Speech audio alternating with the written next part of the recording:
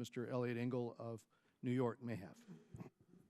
Thank you, Mr. Chairman, for calling this morning's hearing. The threats facing Israel and the challenges to reaching a two-state solution are growing every day, and I'm glad the committee is focusing on this. I want to thank all our witnesses as well. Welcome to the Foreign Affairs Committee. We're grateful for your time and your expertise. I especially want to welcome back former Congressman Robert Wexler, who spent many hours on this side of the dais on the Foreign Affairs Committee, sitting next to me. It's good to see you, have you back, Robert, and thanks to our other witnesses as well. Thank you for joining us. Before I start with my statement, I want to offer my condolences to the family of Hallel Yafa Ariel. She was the young Israeli girl, 13 years old, who was stabbed to death in her own bedroom by a 17-year-old Palestinian boy. It's just hard to fathom, but that's what we end up with after years and years of incitement to violence. The chairman and I have talked about this ad nauseum with the Palestinian leadership. Everyone will hear us. You cannot have incitement and expect to have peace. Young people in classrooms taught to hate a group of people regarded as less than human. This doesn't solve any problems. It creates new ones, like this disgrace of this poor girl. Of course, when the Palestinian leadership, whether it be the PLO or the Palestinian Authority, sends money to convicted terrorists and their families, it's no wonder that individuals are incentivized to commit acts of violence. This culture of incitement must end. It is absolutely outrageous to pay cold-blooded killers and call them martyrs. It's just disgraceful. At a time when U.S. money is going to the Palestinian Authority, for them to do this just makes you scratch your head. It's not acceptable, and it is not tolerable, and it won't be tolerated. Of course,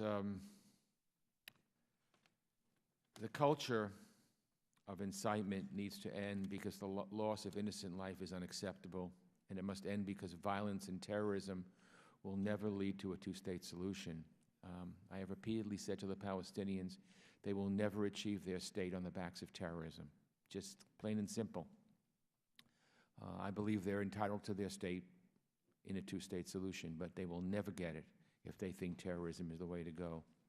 In my view, a two-state solution is the only way for Israel to remain both a Jewish state and a democracy, but right now a number of roadblocks are keeping that solution out of reach. First, Israel faces threats on every border. Some of Israel's enemies possess incredibly sophisticated missile systems. Others are lone wolf terrorists carrying forward the recent wave of violence we've seen. With this feeling of being under siege, the Israeli public's confidence in a peaceful solution continues to erode. What else would you expect?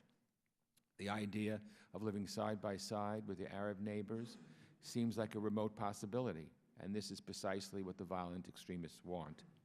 At the same time, Israel faces mounting threats to its physical security. There's a growing effort to undermine Israel's legitimacy. The so-called BDS, Boycott, Divestment, and Sanctions movement, shameful and disgraceful in my opinion, pushes Israel to make unilateral concessions outside of direct negotiations with the Palestinians.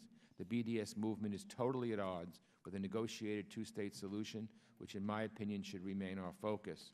So how do we resume progress toward that goal? Frankly, I think gatherings like the Paris peace talks last month are an unhelpful distraction because neither the Israelis nor the Palestinians were involved. How can powers come together and think they'll come up with a solution without the two parties at the table? It just doesn't make sense. The only way to have peace and settle the Palestinian situation is face-to-face talks between Israelis and Palestinians. There can be no imposition of a peace plan from the outside. The UN is a farce. Israel cannot get a fair hearing at the UN. Why should Israel submit itself to such things? Direct negotiations between the parties, and the Palestinians have to understand they have to make concessions. I point out to people that in the past couple of decades, there were 2 times that a two-state solution seemed like a possibility in terms of an agreement.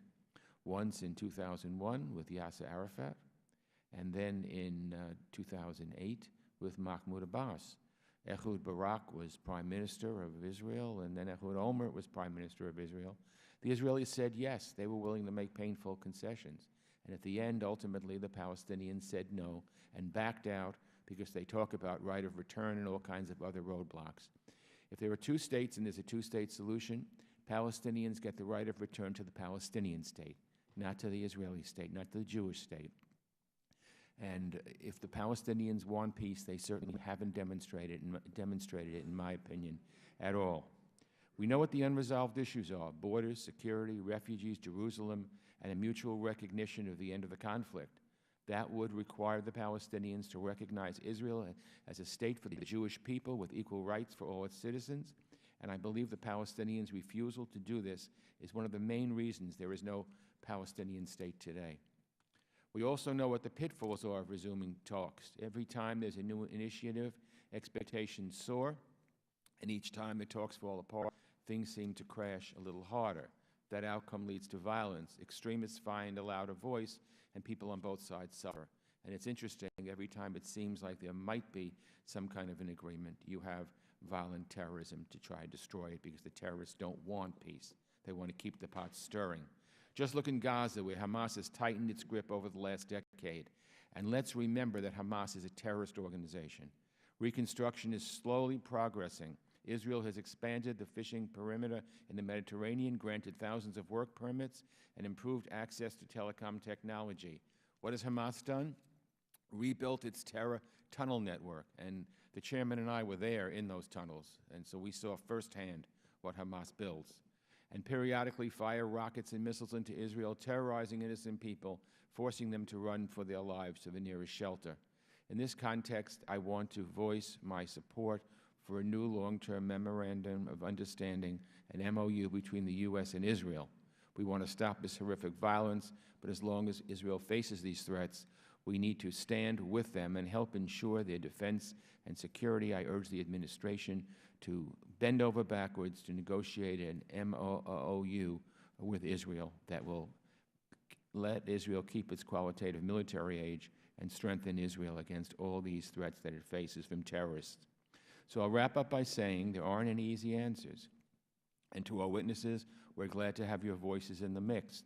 I look forward to your testimony. Again, as the chairman said, I agree with what he said. It is just outrageous to pay cold-blooded killers who murder innocent civilians and call them martyrs. I cannot think of anything more disgusting. So I look forward to the testimony of our witnesses, and I yield back. Thank you. This morning, we're